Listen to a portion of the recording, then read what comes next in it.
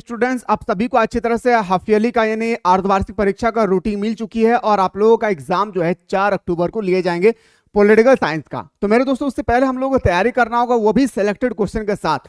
तो मैं आज आपके सामने सिलेक्टेड क्वेश्चन का सेट नंबर 1 लेकर आया हूं। अगर आप लोगों को अच्छा लगे तो कमेंट सेक्शन में जरूर बताएंगे। मैं सेट 2 सेट 3 करके इस तरह से मैं एग्जाम से पहले आप लोगों को मैं 6 सेट प्रोवाइड करूंगा। आप एग्जाम से पहले 6 सेट को मेरे दोस्तों अच्छे तरह से कवर कर लीजिएगा। मैं प्रॉमिस करता हूं कि आपका 90+% क्वेश्चन यहीं से आएगी इन 6 सेट से। लेकिन हाँ, आपको ईमानदारी पूर्वक देखना होगा, क्योंकि वीडियो को बिना स्किप किए देखना है, क्योंकि मैं हर एक क्वेश्चन को एक्सप्लेन करने वाला हूं। तो चलिए मेरे दोस्तों, वीडियो को हम लोग स्टार्ट करते हैं।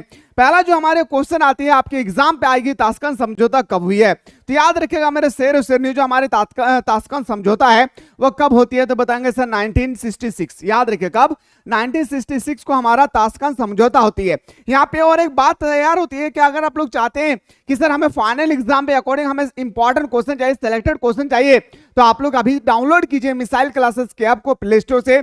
डाउनलोड करने के बाद आप आर्ट्स के इस फाउंडेशन कोर्स को जरूर ज्वाइन कीजिएगा।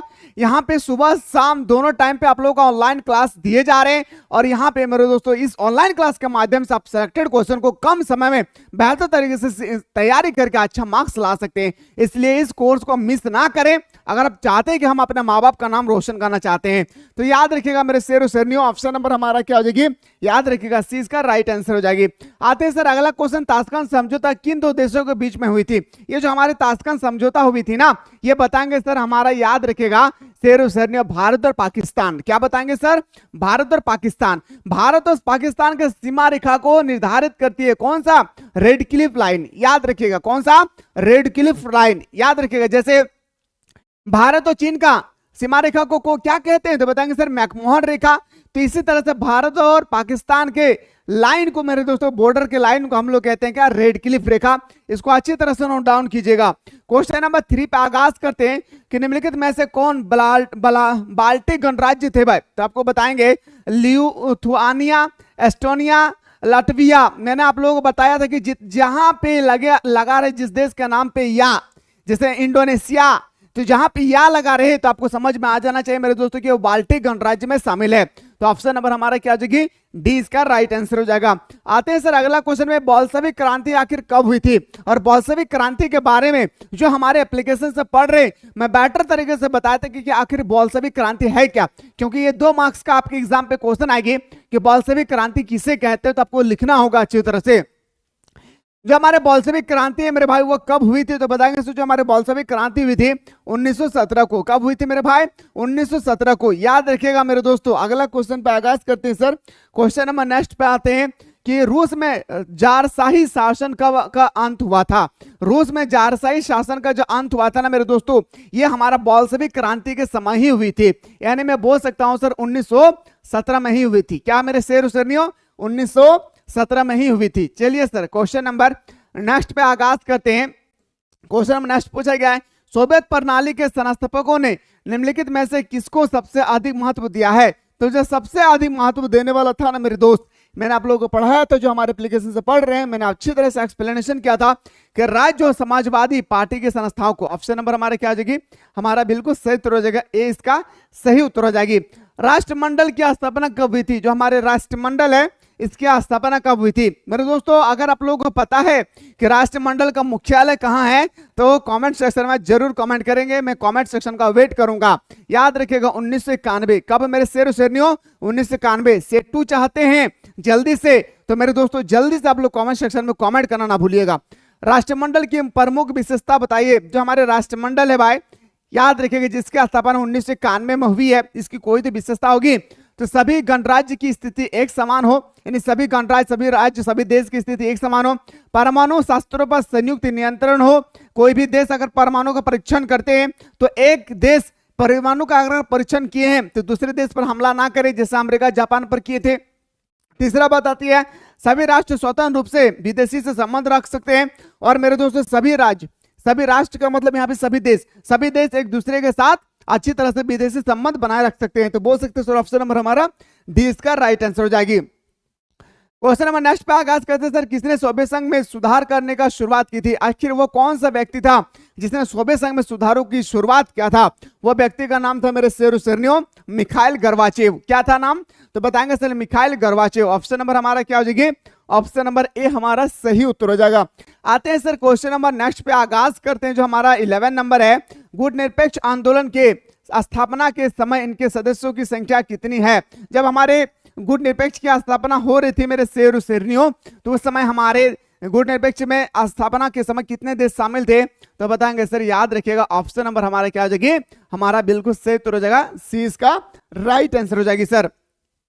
क्वेश्चन नेक्स्ट पे आगाज करते हैं मेरे प्यारे। अगला जो क्वेश्चन है हमारा कि नवीन अंतरराष्ट्रीय आर्थिक व्यवस्था की अवधारणा अंतरराष्ट्रीय राजनीतिक पटल पर किस दशक में आई थी? तो वो दशक का नाम था मेरे शेरनियो, याद रखिएगा 1970। माँ तेरे पसीने की हर एक बूंद को मैं मोती से चमकाऊंगा, माँ तेरे पसीने की हर एक बूंद को मैं मोती से चमकाऊंगा, तो सपने बड़े देखना मैं पूरा करके दिखलाऊंगा। याद रखिएगा, इतना मेहनत कीजिए मेरे दोस्त, अभी आपके पास समय है, लेकिन जिस दिन रिजल्ट आपके हाथ में होगी तो बहुत पछतावा होगा। इसलिए मेरे दोस्त की बाद में पछताने से बेहतर है कि अभी जम करके मेहनत किया जाए। क्या किया जाए? बाद में पछताने से बेहतर है कि जम करके मेहनत किया जाए। सब कुछ त्याग दीजिए, अपने दिल की दरवाजे को और अपने घर के दरवाजे को बंद कीजिए और अच्छी तरह से पढ़ाई करना शुरू कर दीजिए, नहीं तो मेरे दोस्त आंख से आंसू नहीं, आंख से खून टपकेगी।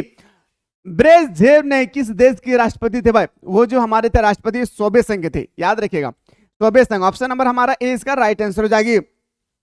आते हैं सर अगला क्वेश्चन, वर्षा संधि किस देश का सैनिक गुट था? याद रखिएगा मेरे दोस्तों, मैंने यहाँ पे आप लोगों को दो चीज बताया था। एक था सर हमारा NATO, north atlantic treaty organisation, north atlantic treaty organisation. तो यहाँ पे याद रखिएगा वर्षा संधि का जो नेतृत्व किया था ना मेरे शेरनियो, वो हमारा सोवियत संघ था। लेकिन सोवियत संघ ये जो हमारे वर्षा संधि है, वर्षा संधि को सोवियत संघ ने आखिर कब स्थापना किया? कब पता है? जब अमेरिका ने नाटो का स्थापना किया था। अमेरिका ने जब नाटो की स्थापना किया था, कब? 1949 में। उसी समय देखा मेरे दोस्तों, आप लोगों को अच्छी तरह से पता है कि द्वितीय विश्व युद्ध के बाद पूरी दुनिया मेरे दोस्त, जब शीत युद्ध की शुरुआत होती है ना और शीत युद्ध के जब अंत होती है, याद रखिएगा पूरी दुनिया में सिर्फ दो ही गुट था, एक सोवियत संघ और एक हमारा याद रखिएगा पूंजीवादी, यानी जो हमारा अमेरिका था। मेरे दोस्तों यहाँ पे अमेरिका जो करती है एक सैनिक गुट का निर्माण करती है जिसका नाम था नॉर्थ अटलांटिक ट्रेटी ऑर्गेनाइजेशन, ये 1949 में ही करती है। और इसी समय हमारे जो रूस के यानी हमारे सोवियत संघ के जो संस्थापक थे, सैनिक थे गुट, तो इनको देखा देखी में इन्होंने भी एक सैनिक गुट बनाया था जिसका नाम था वर्षा संधि। ये सबको याद रखिएगा, क्वेश्चन कहीं से भी टपक सकता है। और मैं फिर से कहना चाहूंगा कि अगर आप अच्छी तरह से तैयारी करना चाहते हैं तो अभी डाउनलोड कीजिए मिसाइल क्लासेस के ऐप को और फाउंडेशन कोर्स को। एनी हाउ आप कोचिंग में जा रहे हैं, ट्यूशन जा रहे हैं, बड़े बड़े आप संस्था पे जा रहे हैं, मेरे दोस्त इस कोर्स को जरूर ज्वाइन कीजिएगा।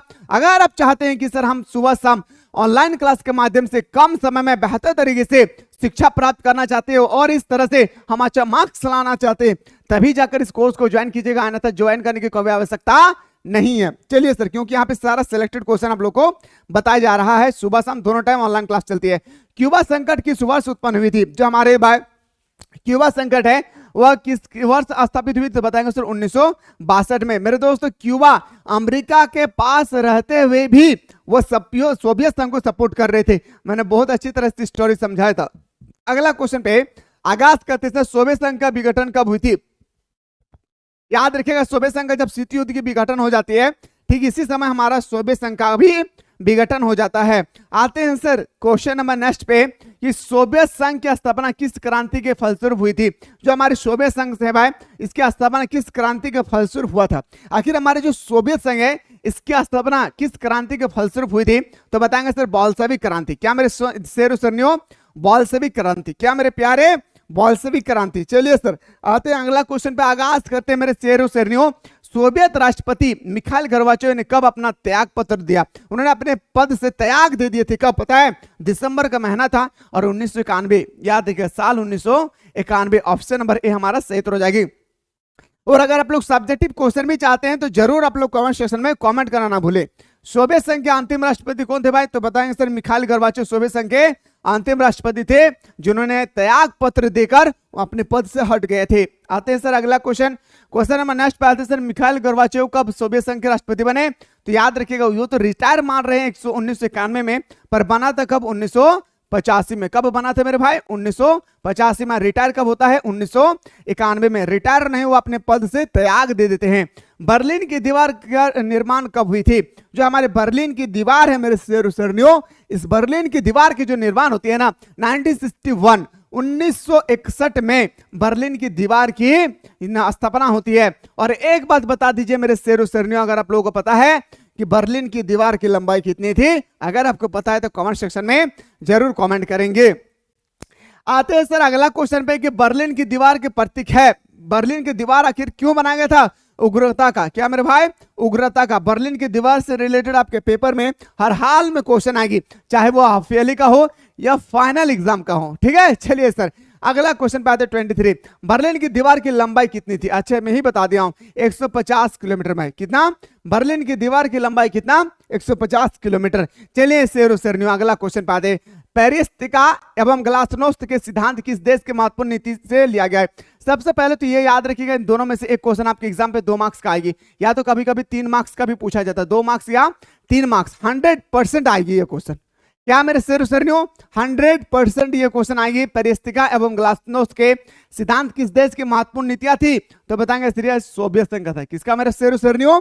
सोवियत संघ का। चलिए सर आगाज करते हैं सर नेक्स्ट क्वेश्चन पे। जो हमारा अगला प्रश्न है, क्वेश्चन नंबर जो 25 है, पेरिस्टिका एवं ग्लासनोस्ट का नामक सिद्धांत का प्रतिपादक कौन थे? किसने कहा था कि इनकी स्थापना होनी चाहिए? तो याद रखिएगा सोवियत संघ का अंतिम राष्ट्रपति मिखाइल गोर्बाचेव। ऑप्शन नंबर हमारा क्या हो जाएगी मेरे शेर सरनियों? ऑप्शन नंबर सी हमारा राइट आंसर हो जाएगी।